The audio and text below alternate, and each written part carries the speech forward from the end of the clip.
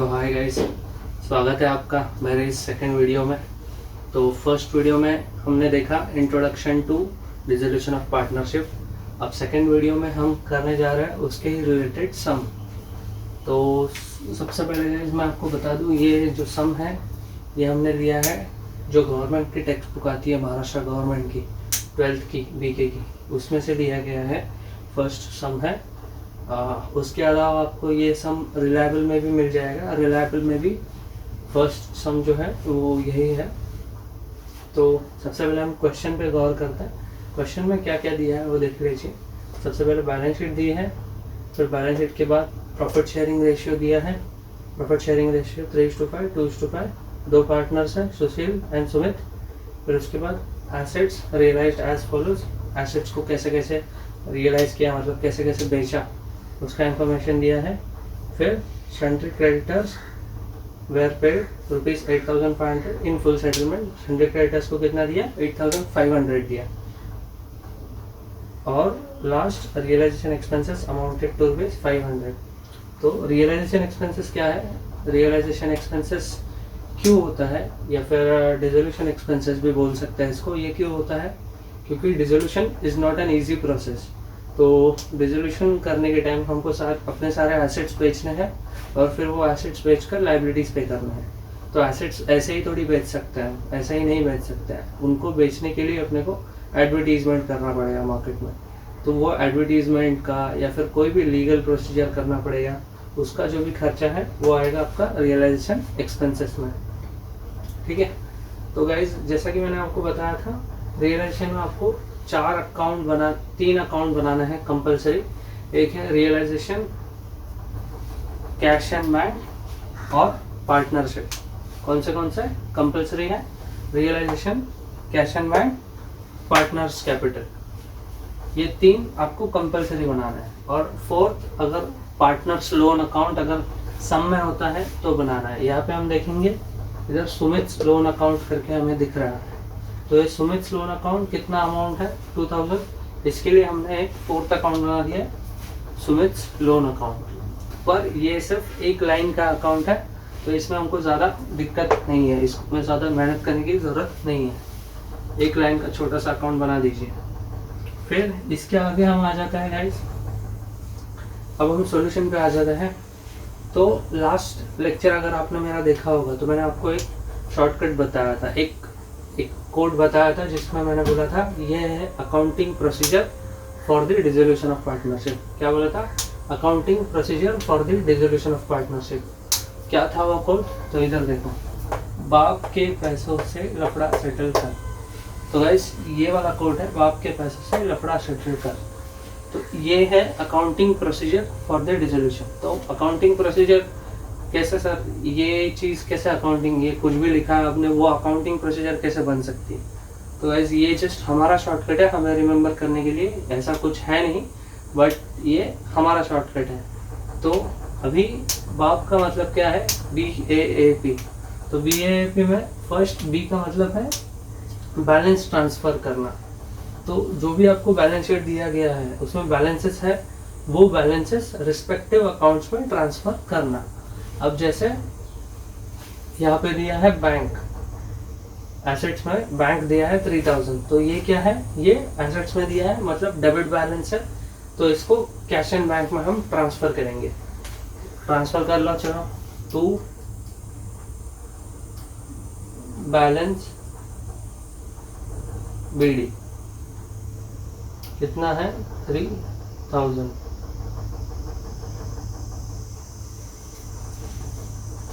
ठीक है, ये कैश एंड बैंक ट्रांसफर हो गया। उसके बाद क्या है?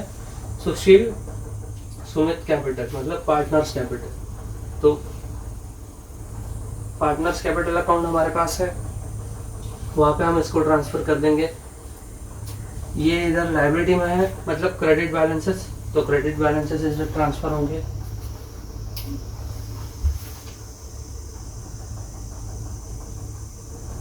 बाय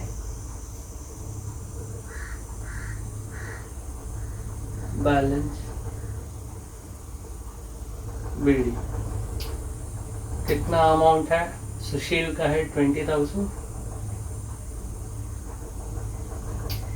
सुमित का है 18,000।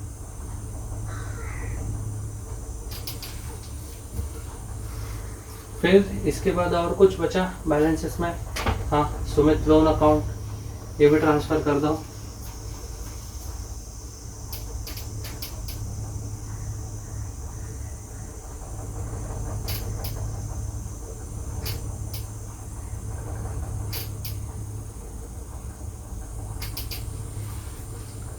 ठीक है, फिर बैलेंसेस हमने सारे ट्रांसफ़र कर लिए। फिर उसके बाद जनरल रिजर्व बचा है, तो जनरल रिजर्व भी हम कहाँ ट्रांसफ़र करेंगे? पार्टनर्स कैपिटल में। जनरल रिजर्व क्या होता है? जनरल रिजर्व होता है जो हम हमारे प्रॉफिट्स में से हर साल कुछ अमाउंट सेव करके रखते हैं। क्यों सेव करते हैं? कुछ अनफॉर्चुनेट कंटेंजेंसीज या फिर कुछ ऐसा खर्चा जो हमें आगे फ्यूचर में करना है, एक्सपांशन करना है, उसके लिए हम जनरल रिजर्व रखते हैं। लेकिन अभी पार्टनरशिप डिसॉल्व हो रहा है, अब पार्टनरशिप खत्म होने वाला है, तो जनरल रिजर्व का यूज़ है क्या? नहीं है। तो क्या करने का? वो पार्टनर्स में बांट देने का। पार्टनर्स में बांटने का मतलब किधर लिखेंगे हम लोग? पार्टनर्स कैपिटल अकाउंट में। इधर बाय जनरल रिजर्व। कितना है जनरल रिजर्व? जनरल रिजर्व है गाइस अमाउंट 5,000। तो 5,000 दिया है, और सुशील में, सुमित में कितना बांटना है वो नहीं बताया गया, लेकिन प्रॉफिट शेयरिंग रेशियो बताया। तो प्रॉफिट शेयरिंग रेशियो कितना है? 60-40, 3/5 2/5, मतलब 60% सुशील का, सुमित का 40%। तो इसका 5,000 का भी वैसे ही होगा, 60% सुशील का, तो 3,000, और उसका 2,000।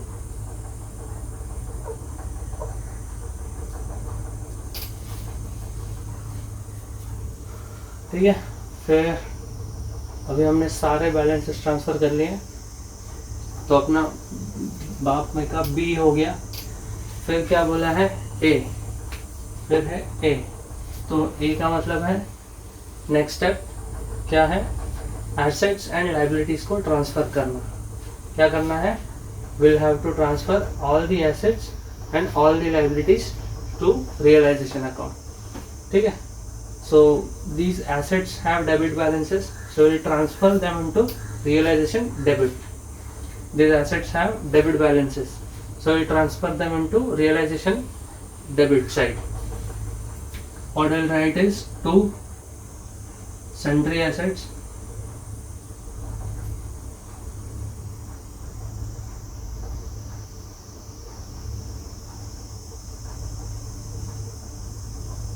then plant and machinery,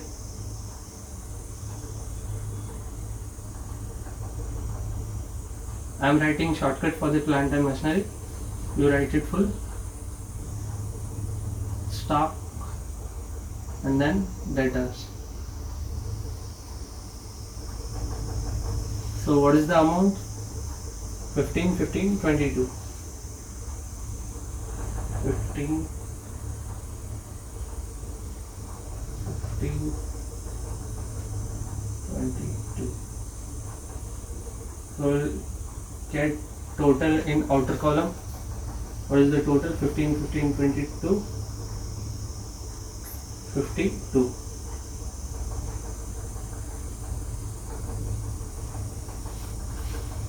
ठीक है, तो सन्ड्री एसेट्स लिख दिया, तीनों एसेट्स लिख दिया, 52,000।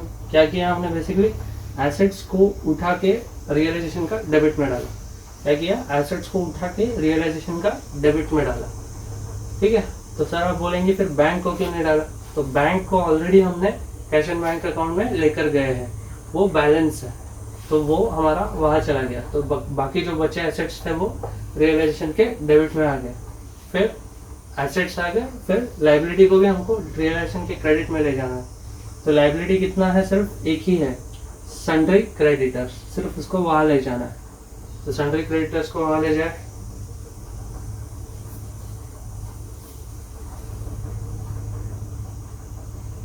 Bye sundry creditors. कितना अमाउंट है? 10,000। सो सीधे आउटर कॉलम में लिख देंगे 10,000।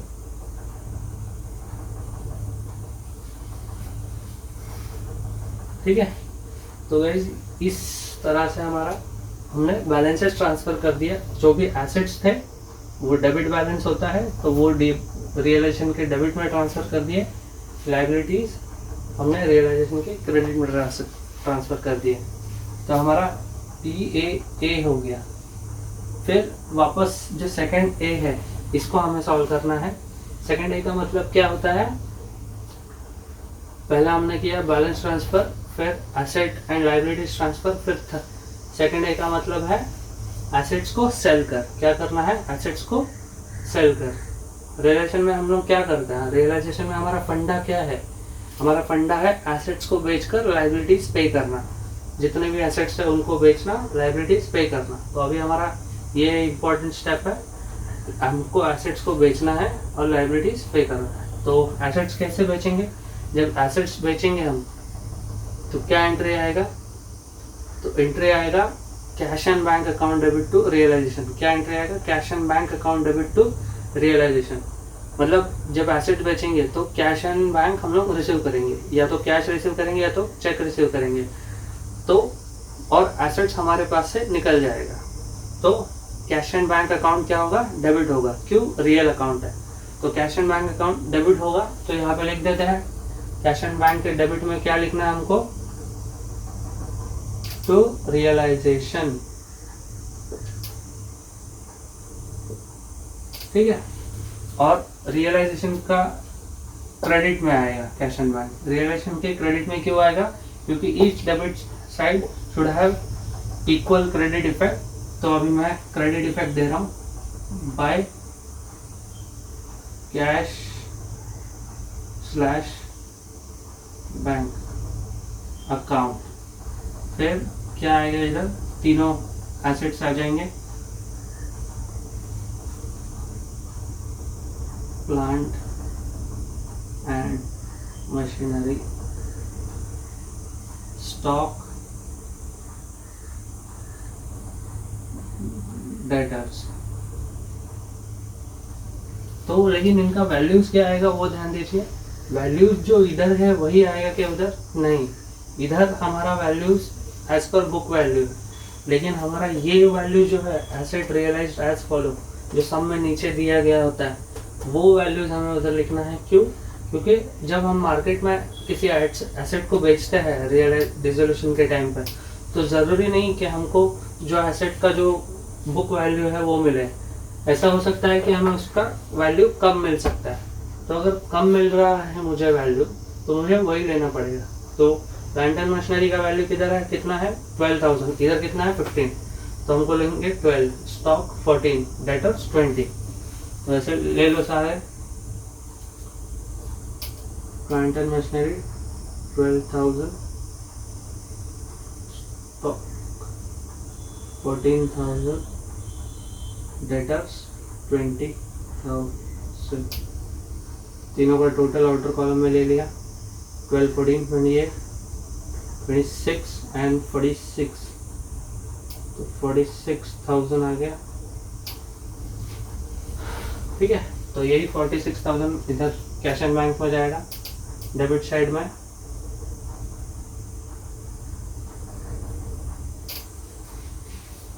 ठीक है, अभी मेरा 46,000 इधर आ गया, उधर आ गया, एंट्री हो गया। ये मेरा था एसेट्स बेचने का एंट्री। कौन सा एंट्री था, एसेट्स बेचने का, एसेट को सेल करने का। What we did is we sold our assets, we realized our assets in this entry. Now what we'll have to do, we'll have to pay our liabilities. What we are doing now, we'll pay our liabilities. So when I am selling my assets, then I am receiving cash. जब हम बेच रहे हैं हम लोग को मिल रहा है कैश, हम लोग को पैसा मिल रहा है। जब पे करेंगे तब क्या होगा, कैश हमारे पास से जाएगा, तब क्या होगा, कैश जाएगा। तो फिर एंट्री क्या आना चाहिए, realization account debit to cash and bank. क्या आएगा, realization account debit to cash and bank. तो अभी इधर टू कैश स्लैश बैंक इधर मैं ब्रैकेट में लिख देता हूँ सन्ड्री क्रेडिटर्स। कितना है सन्ड्री क्रेडिटर्स? 8500। कितना sundry creditors we are paid rupees 8500 in full settlement. तो 8500 सीधे आउटर कॉलम में लिख देते हैं।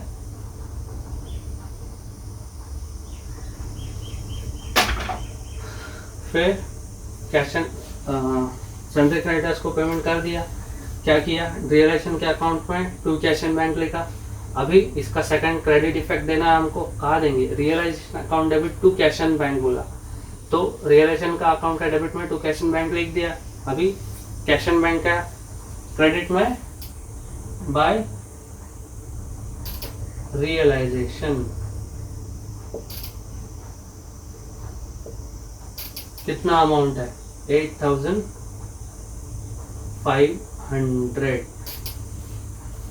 ठीक है, ये भी हो गया। ये क्या किया हमने? लायबिलिटीज पे कर दिया। तो क्या किया? एसेट्स को बेचा और लायबिलिटीज पे किया। क्या किया? एसेट्स को बेचा, लायबिलिटीज पे किया। एसेट को बेचेगा तो पैसा आया, लायबिलिटी पे करेंगे तो पैसा गया। तो जब पैसा आया तो कैश एंड बैंक का डेबिट में, जब पैसा गया तो कैश एंड बैंक का क्रेडिट में। ठीक है, ये याद रखना। तो इस हिसाब से हमारा सॉल्व हो जाता है। ये बाप हमारा सॉल्व हो गया। अभी जो पैसा बचा है उससे क्या करना है? तो उसके पैसों से हमको लफड़ा सेटल करना है। तो पैसों से क्या करना है? लफड़ा सेटल करना है। लेकिन उसके पहले ध्यान देते हैं रियलाइजेशन एक्सपेंसेस अमाउंटेड टू ₹500। तो रियलाइजेशन के लिए हमको खर्चा भी आया, तो वो खर्चा भी हमको पे करना है। तो वो कैसे पे करेंगे? सेम जैसे हम लाइबिलिटी पे किया वैसे ही वो भी पे करेंगे। Realization account debit to cash and bank, तो रियलाइजेशन के डेबिट में टू कैश एंड बैंक कितना अमाउंट है? 500। फिर इधर मैं ब्रैकेट में लिख देता हूँ रियलाइजेशन एक्सपेंसेस। ठीक है, और ये जाएगा कैश एंड बैंक के क्रेडिट में बाय रियलाइजेशन कितना? 500। ब्रैकेट में लिख देता हूँ एक्सपेंसेस। ठीक है, तो ये सारा इंफॉर्मेशन यूज करके हो गया, सारा एंट्रीज हो गया। तो अभी हम क्या करें? इसके आगे हम क्या करें? इसके आगे हमें कुछ समझ नहीं आ रहा है। तो इसके आगे हमको क्या करना है?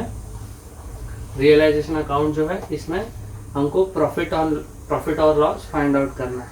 क्या बोला है इधर? क्या बोला है? बाप के पैसों से लफड़ा। लफड़ा मतलब क्या कर रहा है? हम प्रॉफिट कमा रहा है या लॉस कमा रहा है? क्या आ रहा है? प्रॉफिट आ रहा है या लॉस आ रहा है?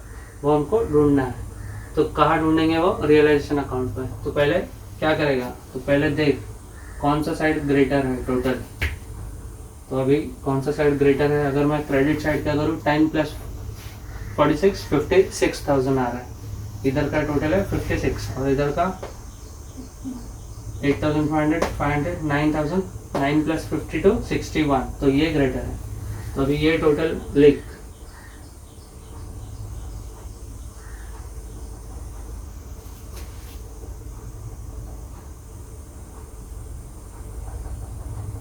ये टोटल दोनों जगह में लिख दिया। फिर बाय पार्टनर्स कैपिटल। अब बाय पार्टनर्स कैपिटल क्यों? क्योंकि जो भी प्रॉफिट बचेगा या जो भी लॉस होगा वो किसको बांटेंगे? हम लोग पार्टनर को ही बांटेंगे ना। तो कहाँ बांटेंगे? पार्टनर्स कैपिटल में। तो अभी सुशील सुमित। अब मुझे आप बताइए, जब मेरा debit side is greater than my credit side तो क्या होगा? प्रॉफिट होगा, लॉस होगा? जब मेरा डेबिट साइड ग्रेटर है क्रेडिट साइड से तो क्या होगा?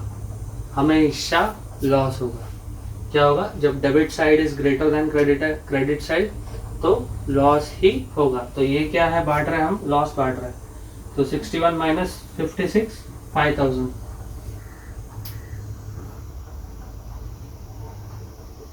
अब शेयरिंग रेशियो बताया 3:5 2:5 60-40। तो 5000 का 60%, 3000 सुशील को और 2000 सुमित को, टोटल ऑटो कॉलम में। तो रियलाइजेशन अकाउंट हमारा खत्म। ये इसको हमको कहाँ ले जाना है, पार्टनर्स कैपिटल में। इधर क्रेडिट इफेक्ट है तो इधर डेबिट इफेक्ट आएगा। तो रियलाइजेशन ये क्या है, लॉस, तो इसको हम ब्रैकेट में लिखते हैं लॉस। सुशील का कितना है 3000, इसका कितना है 2000। ठीक है, फिर इसके बाद और क्या करना है हमको, इसके बाद हमको आगे का पार्टनर्स कैपिटल सही करना है। तो पार्टनर्स कैपिटल में और कुछ एंट्री आने वाला है क्या, और कुछ एंट्री नहीं आने वाला। जब और कुछ एंट्री नहीं आने वाला तो ये वाला लेजर में हम लोग टैली करने का कोशिश करें। अब मैं इधर टोटल लिख देता हूँ, ये है 23,000 और ये है 20,000। ठीक है,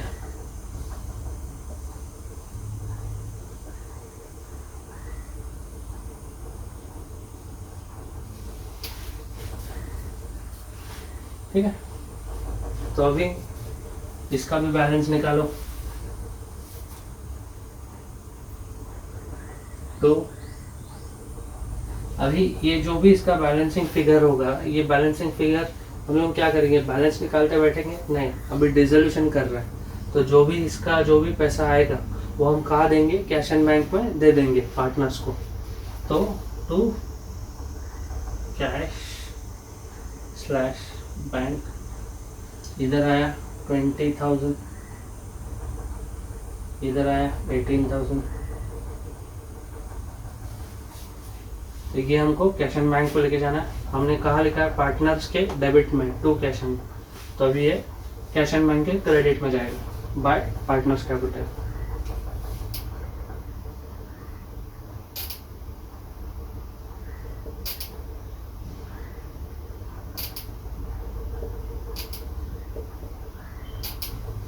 कितना है 20 and 18, सो 20 प्लस 18 कितना होगा गाइस, 20 प्लस 18 38।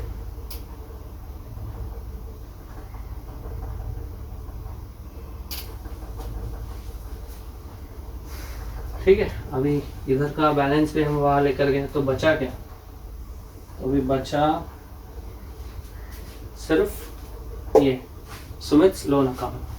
तो अब जब हम पूरा बिजनेस क्लोज कर रहे हैं तो जो लोन है वो भी उसको दे देंगे। कैसे दे देंगे, कैश में दे देंगे।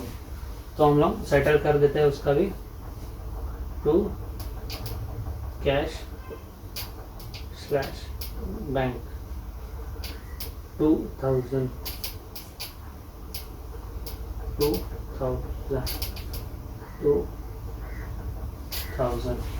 ठीक है। अभी इधर क्या लिखा है, टू कैश एंड बैंक, तो अभी इधर ये भी क्रेडिट में आएगा बाय सुमित लोन अकाउंट। कितना आएगा 2000। ठीक है, जब हमारा सारा ये तीनों अकाउंट ख़त्म हो गया, रियलाइजेशन, पार्टनर्स कैपिटल और जो एक्स्ट्रा लोन अकाउंट है वो, तो अभी इधर का भी इंफॉर्मेशन हमने सारा यूटिलाइज कर दिया। तो बचा क्या, बचा कुछ नहीं। तो फिर हमको क्या करना है, हमको सिर्फ देखना है कि कैश एंड बैंक का टोटल डेबिट साइड और क्रेडिट साइड मैच हो रहा है कि नहीं। ये बैलेंसिंग फिगर बिना आए डायरेक्टली मैच होना चाहिए, क्योंकि रिजोल्यूशन कर रहा है। तो कैश एंड बैंक जिसका उसको दे दिया, तो जो भी टोटल है वो मैच होना चाहिए ऑटोमेटिक। तो अभी देखेंगे हम लोग, डेबिट साइड का टोटल है 49,000,